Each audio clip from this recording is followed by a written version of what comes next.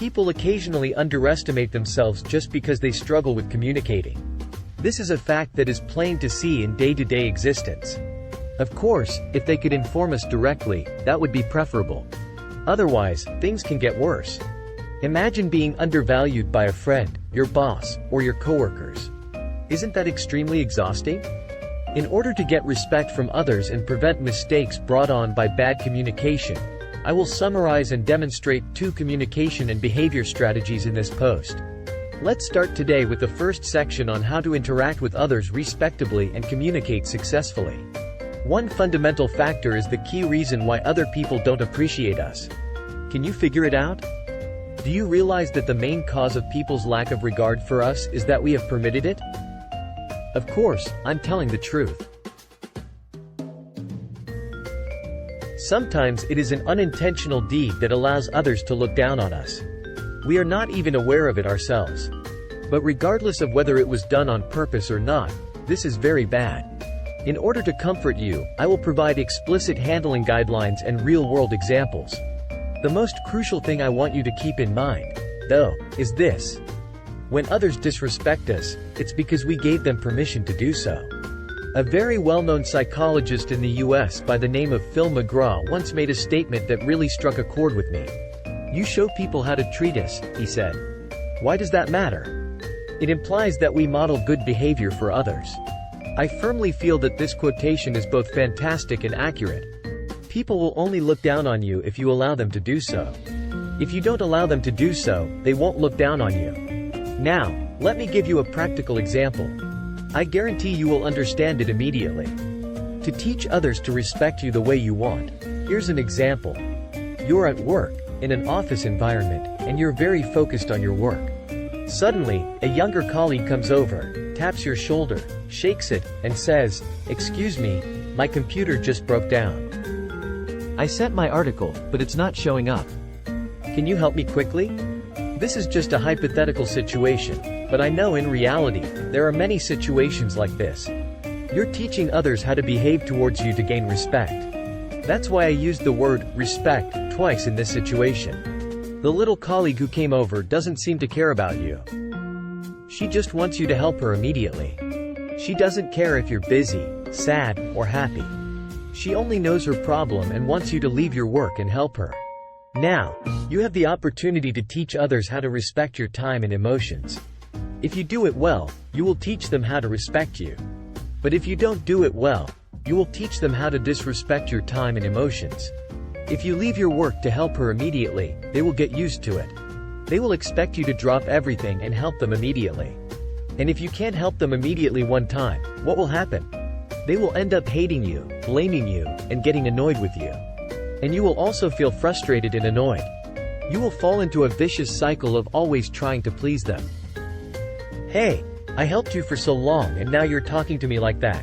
You're angry with me? You hate me? This can lead to many consequences, and I believe anyone who works in an office environment will be very familiar with these situations. It is very difficult to gain respect when always trying to please others, right? But now, suppose I refuse to help, it's also awkward. How can I refuse? Am I going to refuse every time someone asks for help?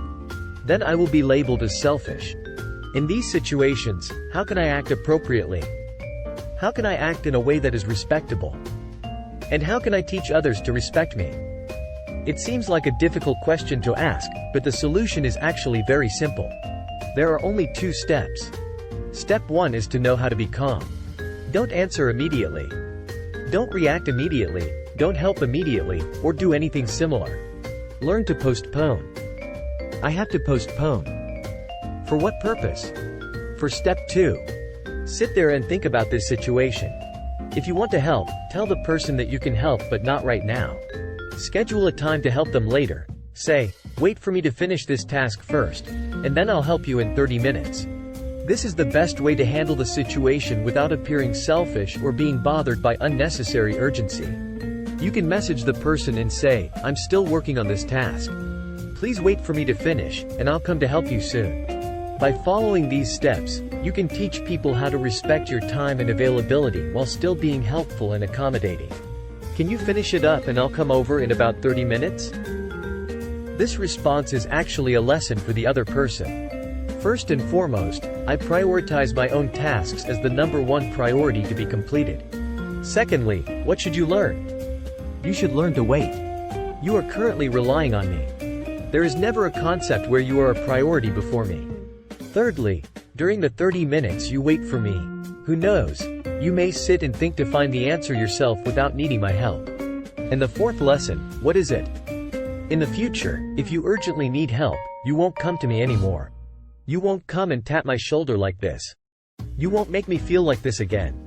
You will get rid of that habit and even choose not to ask me for help when you need something extremely urgent.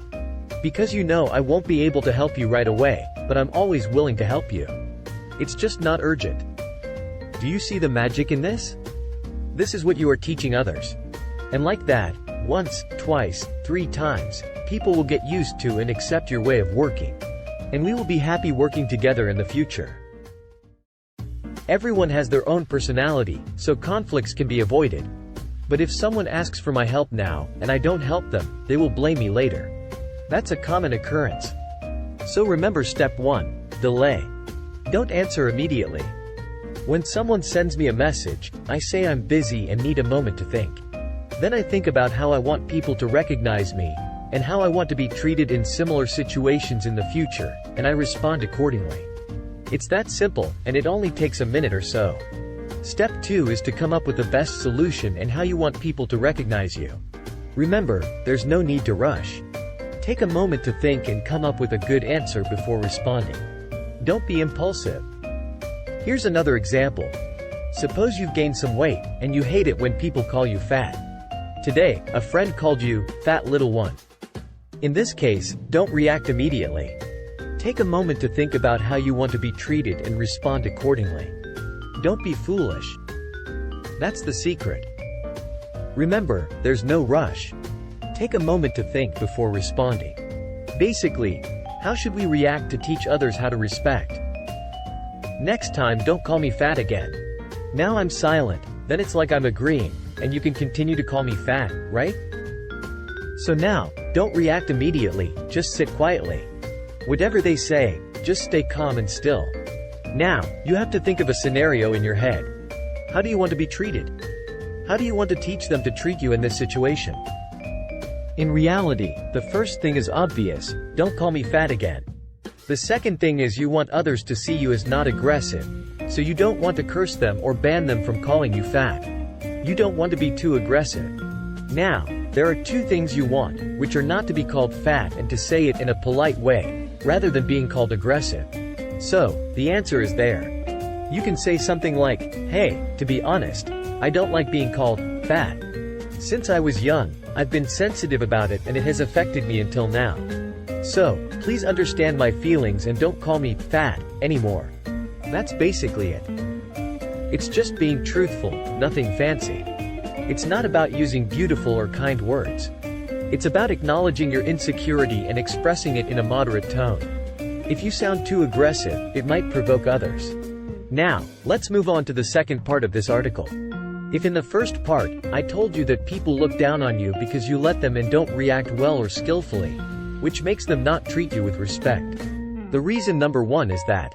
In part 2, I'll give you one of the most common reasons why people look down on you, and that's because you're tactless. Sometimes you may be tactless unconsciously, which is why communication is very important. If someone tells me that they don't want to learn communication, then I'll tell you the truth. Unless you decide from now on to never speak again, I congratulate you. But if you want to step out into the world, open your mouth, and say something, then you must learn how to communicate. Words that come out of your mouth can hurt as much as actions, so communication is something very important. One of the mistakes that causes people to say something tactless is placing more emphasis on being right or wrong than the context. You always prioritize being correct in what you say rather than considering the context. That makes you very tactless. Perhaps you don't understand it correctly. Let me give you an example. Imagine a group of people who are watching a football game, and they are really into it, cheering and getting excited. Suddenly, you blurt out, "I don't see anything fun in football. It's just a field with 22 people fighting over a ball. I'd rather do something else than watch this." Basically, it's rude and disrespectful. Someone in the group might even secretly curse you for being so inconsiderate. Your comment implies that you think you are smarter than the others, and you are not enjoying what they are enjoying. In this situation, objectively, you are not wrong. You are correct that football is just a game with 22 players competing for a ball. However, you are tactless because you prioritize being correct over considering the context. You are ruining the mood and making everyone feel bad. In this case, it's best to stay quiet or join in on the fun and share the passion and enthusiasm of others. Or let's take another situation. You are a photographer and have been in the photography business for many years. One day, a friend invites you to attend the opening of their photo studio. You enter the studio on the opening day and say, "Oh no, this camera is outdated. Who uses this kind of printing machine anymore?" Customers nowadays are smart. They see that the camera and printing machines are too old. The photos won't be beautiful. "Oh my! How can you run a business like this? I'm worried for you." Once again, you have fallen into the trap of being insensitive and lacking social grace. You may be right, but you will still be criticized. Your words, with good intentions, may also ruin your friendship with the owner of the studio. The other person may only feel that you are a rude person. If you prioritize the context over being right or wrong, you will not make such a mistake. What is the context of this situation? The owner of the studio is having their grand opening and they invited you to attend.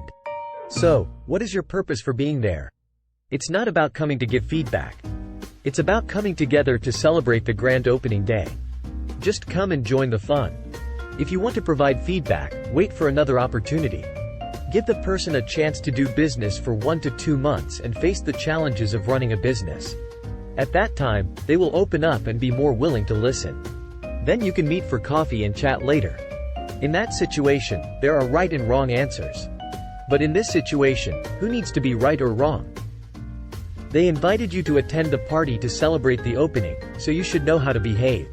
Because in this life, there are many people who have a strong belief in being right or wrong, and the mentality of winning or losing is too strong. There are usually very few true friends and people who genuinely love that kind of person. They do exist, but they are few. That's because you always want to be right and want to win. People won't respect you, and sometimes they curse you silently in their hearts without your knowledge. So, remember to summarize and think before you speak. In this situation, is what you are about to say correct? If the statement is sensitive or incorrect in this situation, then don't say it. Always remember to consider the context and whether it is right or wrong. This way, there will be no mistakes, no awkwardness, and people won't hate you. Okay, so that's it for this week's lesson. Thank you for watching, and we'll see you at the next one.